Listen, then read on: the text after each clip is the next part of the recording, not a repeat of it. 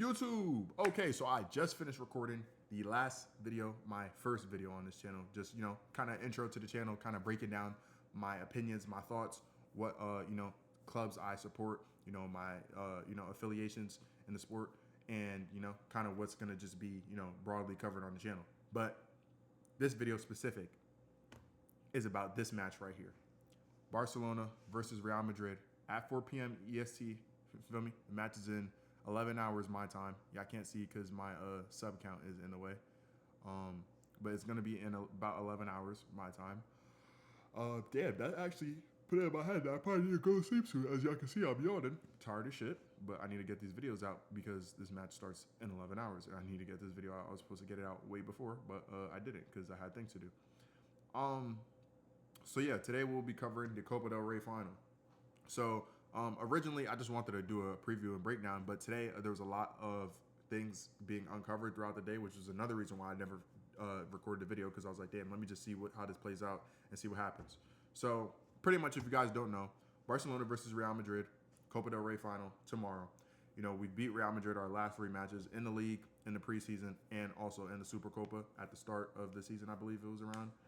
So, we kind of had their number, and Real Madrid is not in the best form. We have some injuries, we've had some close matches, but I think we're still, more informed than most teams. I think we just need to get more clinical when it comes to finishing. So, it's a final. Anything can happen, I would never count them out, but this is kind of the drama ahead of the match. So, referee de Burgos, Ben Goetz. I'm not gonna lie, I've never seen a last name like this. How the fuck do you pronounce this? Ben Goetz, yeah. I'm gonna say Ben Goetz, yeah. Yeah, I think I said that right. Nah, Ben Goetz, yeah. Wait, there gotta be like a thing that reads this shit out for me, right? No? Hello?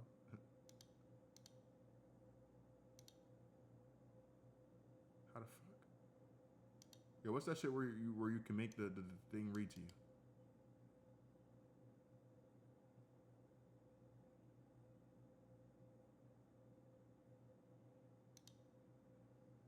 I can't make them read to me?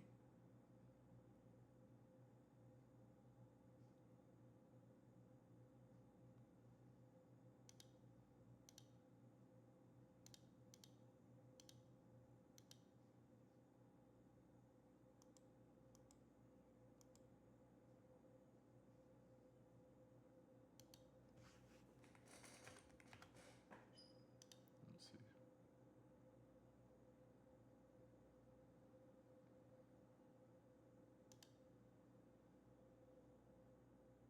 Bengoshi. Bengoshi? Nah. I'm gonna say Bengosia. So, referee de Burgos Bengosia broke down in tears at the press conference before the cup final. There is no right to what we are going through. It is really fucked up when my son comes home from school and says his dad is a thief. So basically, if y'all don't know, Madrid has been complaining about the refs apparently, and on Madrid TV, they have apparently been making a mockery of the referee, and I guess this referee in specific. And, apparently I heard something. I don't know the validity of this. I don't know if this is true, but apparently they say the refs have to live in Madrid. I don't know what that means. I don't know if that's true, but that's just something I heard. And upon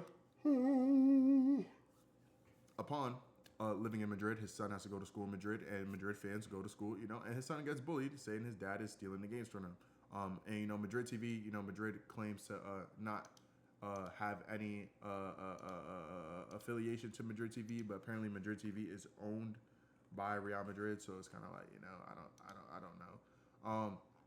So because of this referee coming out and crying, Real Madrid actually made a official statement and said, and what? Oh wait, this is wrong statement. Sorry. Thank you. So Real Madrid made 2 statements.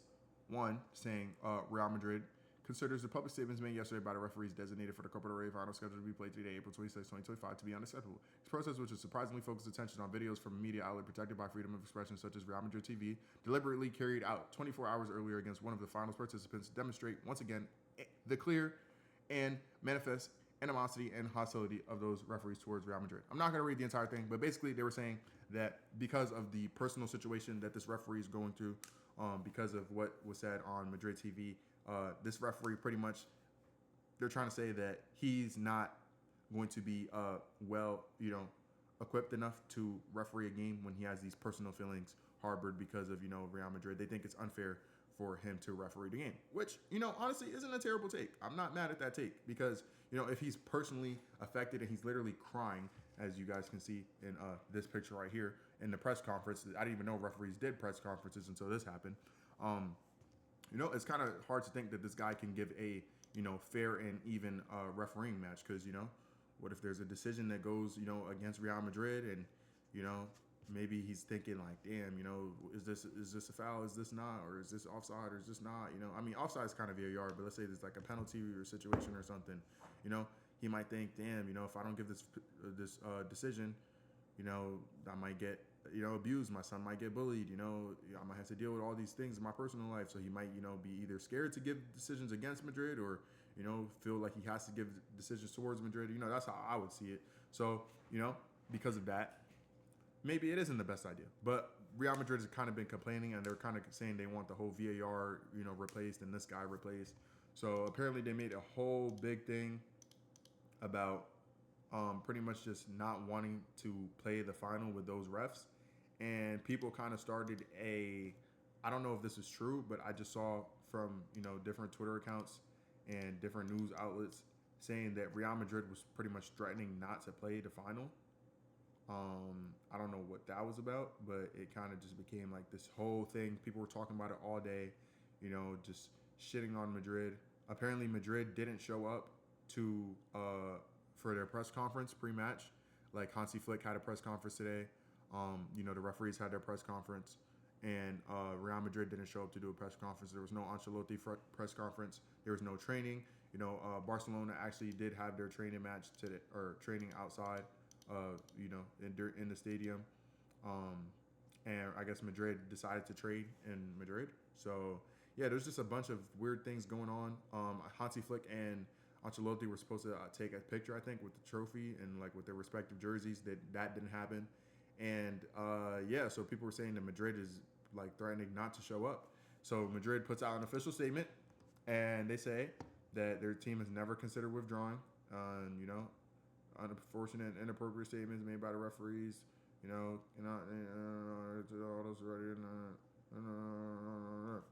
So, I think they kind of just got bullied into making a statement. It's like, bro, are you really about to quit in a fucking cup final?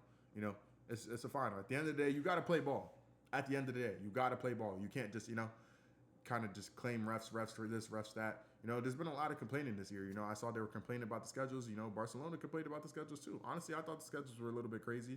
La Liga doesn't really play favors to the clubs.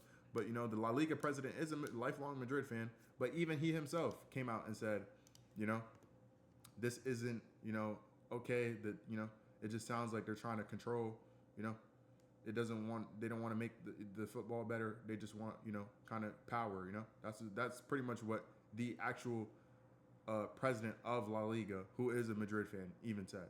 People were kind of cooking like the worst person just made a great point. People's like crazy. There's like we have to agree with this guy, but I mean, hey, he didn't lie. He's being honest. And I respect that from him, honestly.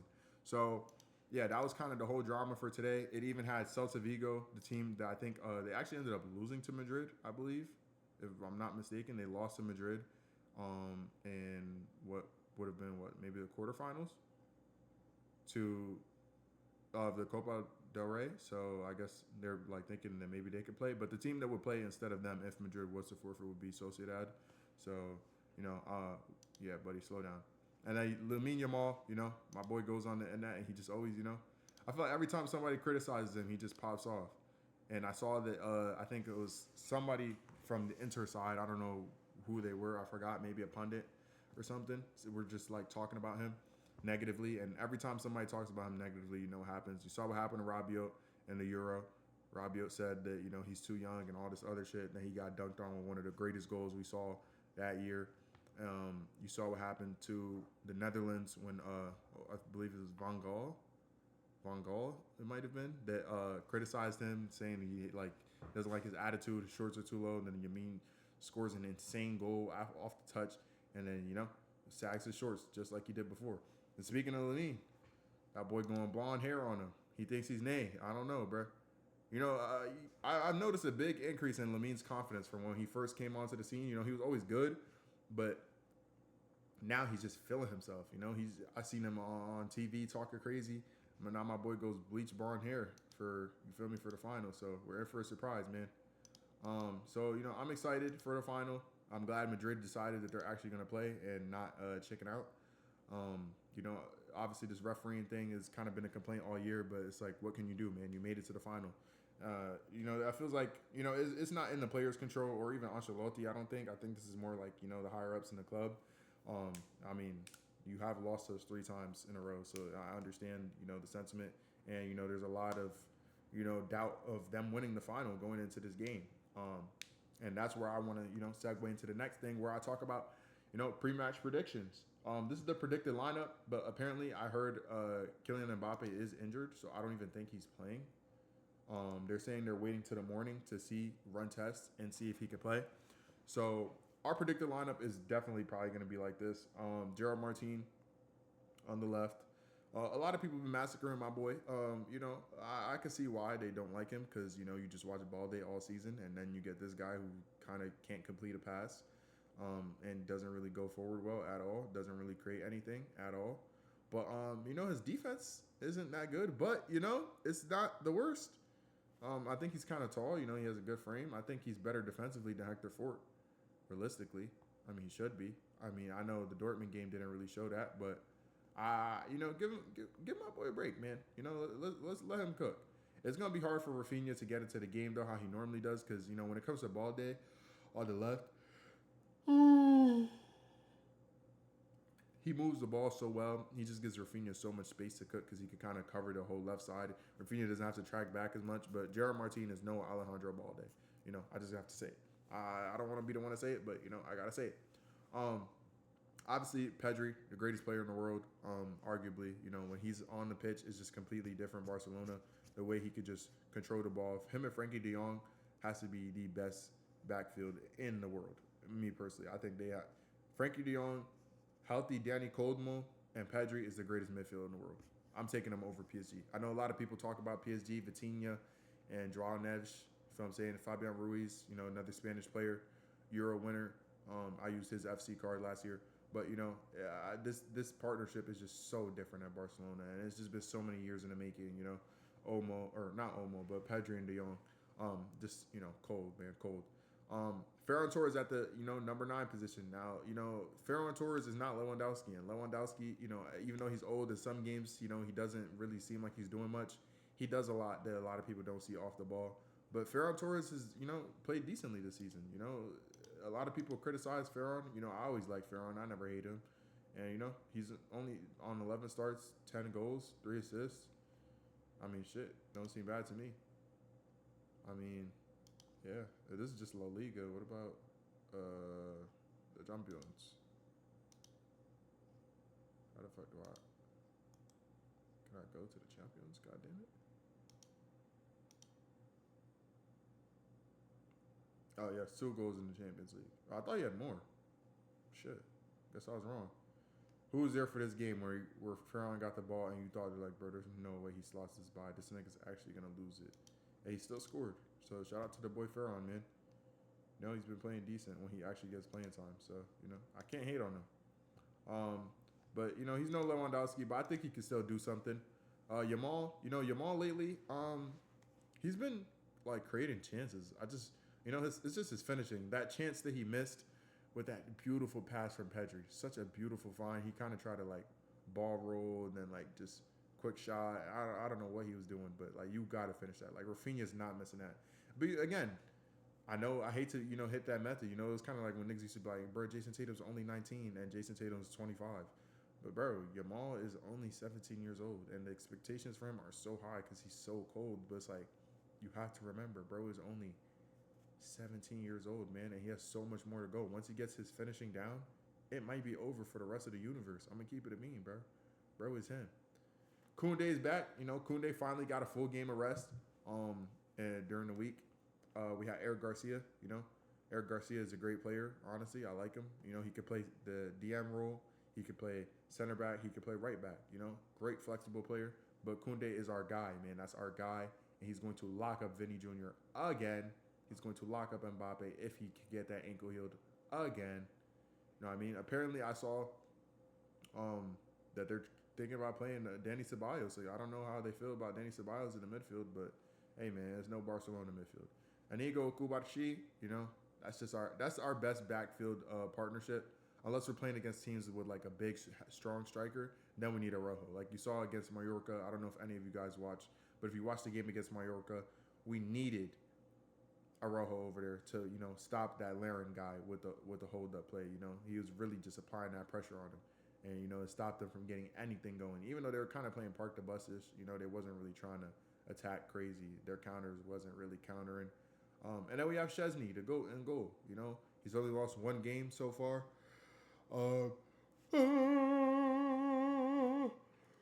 I have no problem with Szczesny, man. I think Szczesny is a pretty good goalkeeper. Like, obviously, he doesn't face many shots, but there has been some games where he has saved us completely. And I think Marc-Andre Ter Stegen needs to just chill. You can have you can have the baton back once the season's over. Maybe when we win La Liga, we could just start playing him if we have games in hand. But yeah, he gets to chill. And Inaki Pena, I ain't gonna lie, Inaki Pena wasn't bad until we had Szczesny. But it's like, gang, like, we don't really need you, gang. I'm gonna be honest. Now, yeah, Balde's still out. Mark Bernal, I can't wait for him to come back. I like that guy. Casado, I like Casado too.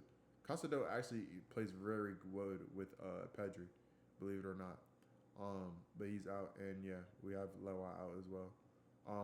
But oh wait, it won't show you the subs. Damn, it doesn't show.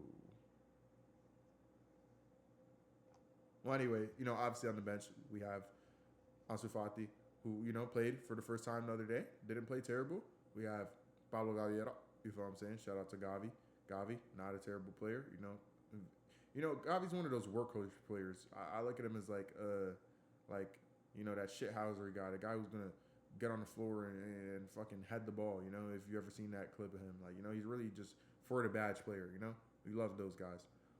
Who else do we have on the bench? Obviously, Eric Garcia, like I said. We have Araujo if it really gets serious and we need that real straight defense. Because, you know, Araujo's not as good on the ball as Kubarsi and Inigo. And he doesn't play the offside trap well either. But one thing he can do is defend like crazy. You know, headers, all that shit. So, you know, it would be nice to have Araujo if it gets to the point in the game where, you feel me, we feel like we're taking a lot of attacking pressure. And then we also have, you know, Fort. We have Fermin Lopez, my dog. I love Fermin. But Olmo is just so clear just because of the way he can, you know, score. You know, Olmo, y'all know Olmo really used to play like center forward and shit. So, you know, the way he can hold up the ball. You know, Fermin's more of like a Gavi type of player. You know, runs a lot. You know, tracks back. You know, very aggressive.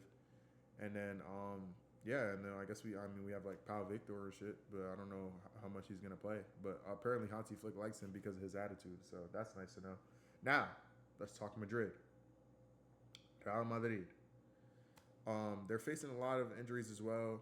I'm pretty sure Mendy is injured. I thought Mendy was injured. I don't know why he's here. I'm pretty sure Mendy's injured. I'm pretty sure their options at left back are Fran Garcia or Alaba. And Alaba, we saw what happened to Alaba, man, against Arsenal. Absolutely dominated. So I think their best bet is probably Fran Garcia, even though he's not insane. I mean, he's fast. So he runs. Does he do anything else particularly crazy? I don't think so. But I mean, shit. At least he'll try. I mean, he's like our third string.